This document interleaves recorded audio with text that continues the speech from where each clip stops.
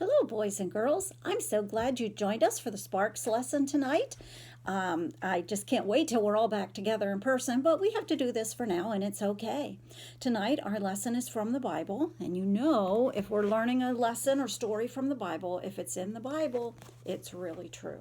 And our lesson tonight is found in the book of Genesis at the beginning of the Bible. Last week, we started talking about Joseph. Let me ask you a question and see if you can remember. What did Joseph's father give him? It was a special gift that he did not give to his brothers. Did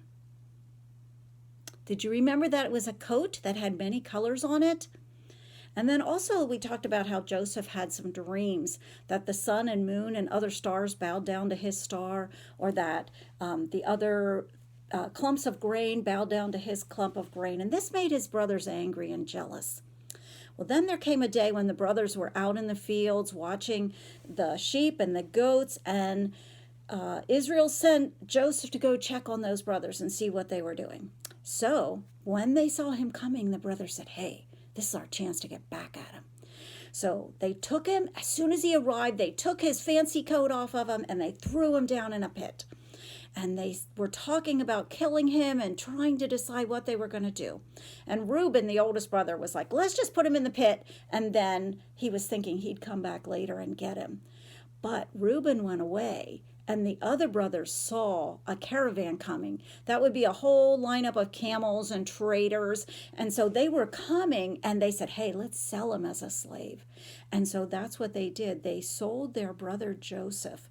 And Joseph was taken to Egypt, where he was sold as a slave. Here's a picture. It gives you an idea what Egypt would have looked like. And that man in the middle, that might have been Joseph when they were selling him. And they took him and they sold him at a slave market, and he became a slave to a very rich man named Potiphar. And he worked at Potiphar's house. Now, the Bible makes clear that the Lord was with Joseph. Even then, even when his brothers were mean to him, even when he was sold as a slave, God was with him. And then we see that whatever Joseph did, he did the best he could, and God blessed his work, and God was with him. This makes me think of a verse in the Bible, Colossians 3:23, and this is our memory verse for today. And the verse says, "Whatever you do, work heartily as for the Lord and not for men." Okay, here are our motions. So let's do these motions together. Colossians 3:23. Whatever you do, work heartily as for the Lord and not for men. Okay, do it with me this time. Ready? Colossians 3:23. Whatever you do, work heartily as for the Lord and not for men. Okay, we're going to do it really quiet this time. Colossians 3:23. Whatever you do, work heartily as for the Lord and not for men. Okay, one more time. Regular volume. Here we go. Colossians 3:23. Whatever you do, work heartily as for the Lord and not for men.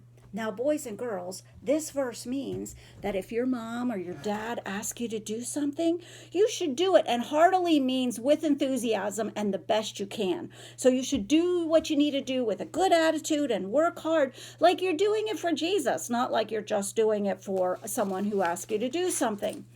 So this can apply to doing schoolwork you have to do while you're at home, or helping with chores, or anything like that. You see, Joseph was a really good example of this, and he worked really hard, even though he was a slave and he could have been sad and selfish. Instead, the Bible says he worked hard and did the best he could. And even though what had happened to him wasn't fair and wasn't right, and God blessed his work. And everything he did, God blessed him because God was with him. And Potiphar, his owner, saw this and said, "Wow, I'm going to keep giving Joseph more and more jobs because he does such a good job." And so soon Joseph was the boss of everything in the house. He was taking care of everything. The Bible also tells us that Joseph was very handsome. And Potiphar's wife noticed this Joseph and she thought, wow, he's a really nice guy. I'd like to get closer to him. She wanted to pretend that he was her husband, but Joseph was like, no way. He would stay away from her. But one day, when she was in the house, she sent everybody else away so that when Joseph came in, he was the only one there. And she wanted Joseph to pretend to be her husband. But Joseph wouldn't have anything to do with it, and he quickly ran away. He got out of there as fast as he could, and you know what? He even left his coat right there in the room.